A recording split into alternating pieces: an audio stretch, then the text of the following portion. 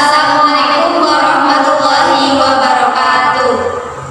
Perkenalkan, kami dari kelompok 2 yang beranggotakan saya sendiri, Salwa Fadilah, saya Sifat Mahisa, saya Saya Dewi Putri, saya Iramawati.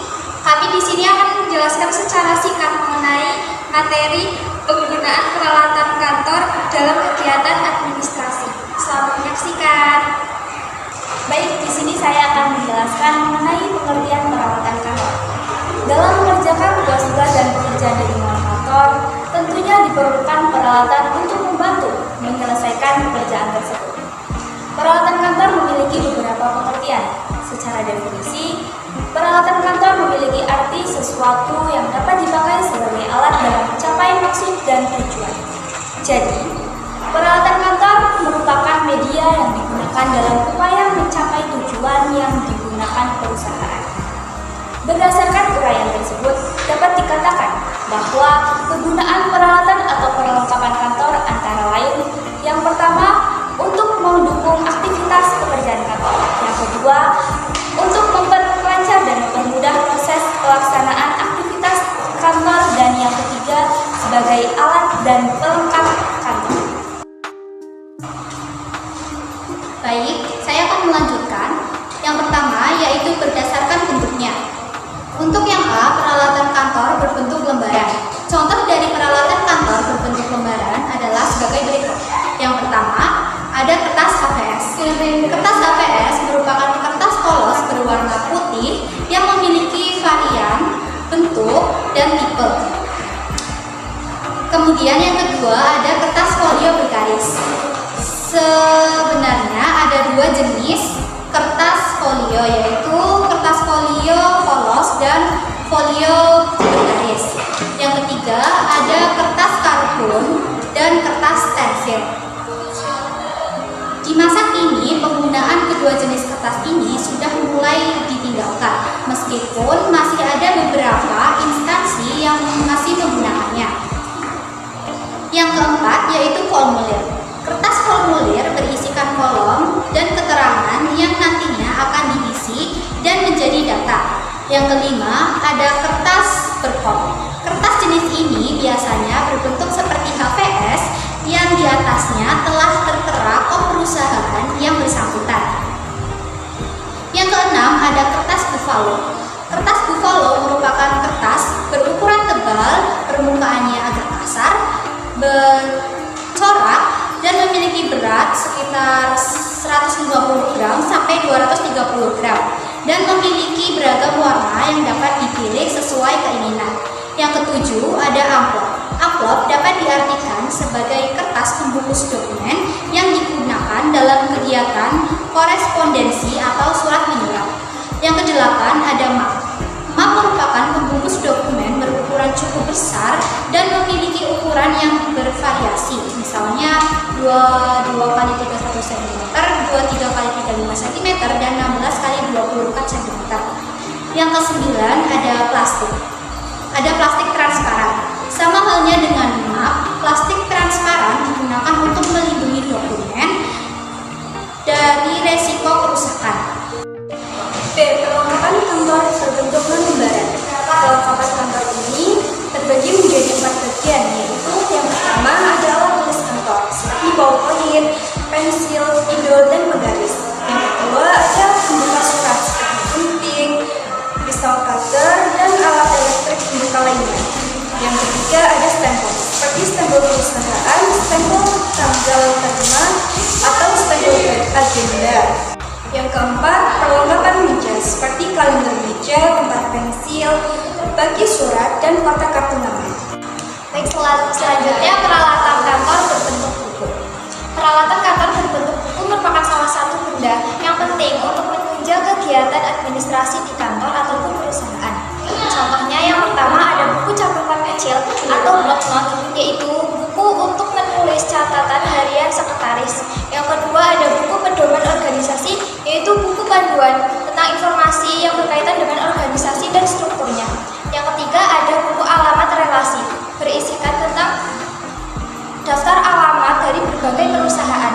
Yang keempat ada kamus, baik kamus bahasa Indonesia maupun dari bahasa asing. Yang kelima ada buku telepon berisi daftar nomor telepon dari berbagai organisasi yang menjadi relasi nomor-nomor perusahaan. Yang keenam ada peta kota-kota besar.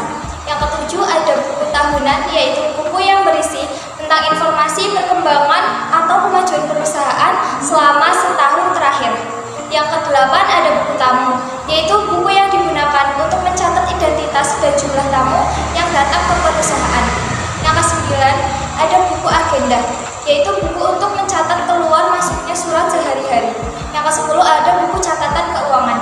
Dan yang kesebelas ada buku objek pariwisata, yakni buku yang memuat brosur atau pamflet terkait objek-objek pariwisata di berbagai tempat.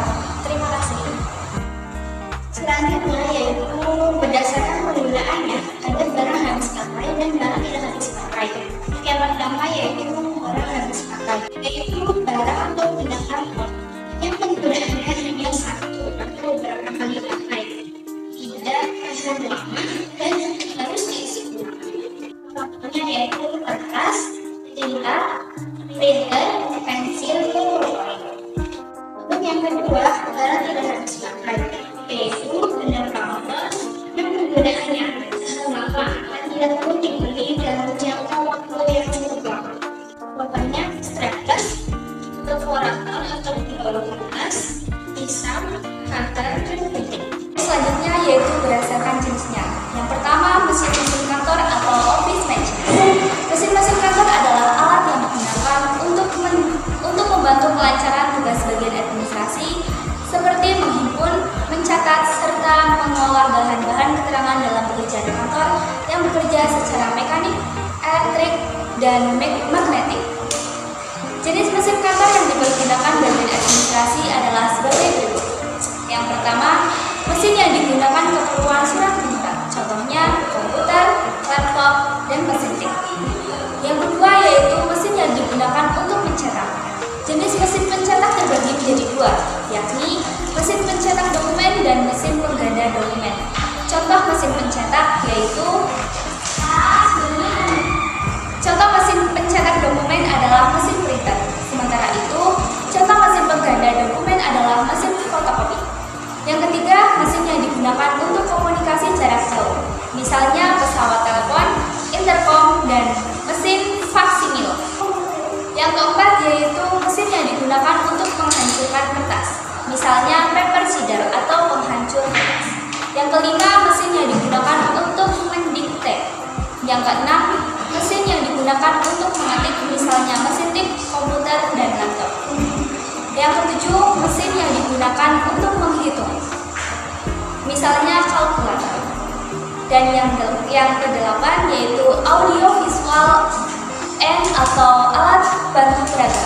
Alat bantu peraga terbagi menjadi tiga, yakni yang pertama alat bantu yang diproyeksikan. B. Perabotan kantor. Sama halnya dengan mesin kantor, perabotan kantor dibuat untuk menunjang aktivitas di kantor. Perabotan kantor terbagi menjadi dua, yakni perabotan berupa furnitur dan hiasan kantor. Yang pertama yaitu furnitur kantor. Furnitur kantor atau office furniture merupakan umumnya berupa benda-benda yang terbuat dari kayu, besi, atau bahan lainnya. Contoh dari furnitur kantor adalah yang pertama ada meja dan kursi, kedua ada sofa dan meja, ketiga ada rak buku, keempat ada filing kabinet, yang kelima ada papan tulis, yang keenam ada tempat penyimpanan uang, yang ketujuh ada tempat majalah dan koran, dan yang terakhir ada meja resepsionis. Kedua, hiasan kantor. Hiasan kantor adalah benda-benda kantor yang digunakan untuk menambah suasana yang menyenangkan sehingga memberi semangat dan kenyamanan dalam menyelesaikan pekerjaan. Hiasan kantor meliputi yang pertama ada gambar yang digantung seperti foto pemimpin negara dan wakilnya. Yang kedua ada benda seni seperti lukisan, ilustrasi, ukiran atau patung. Yang ketiga ada vas bunga dan tanaman. Yang keempat ada bendera negara.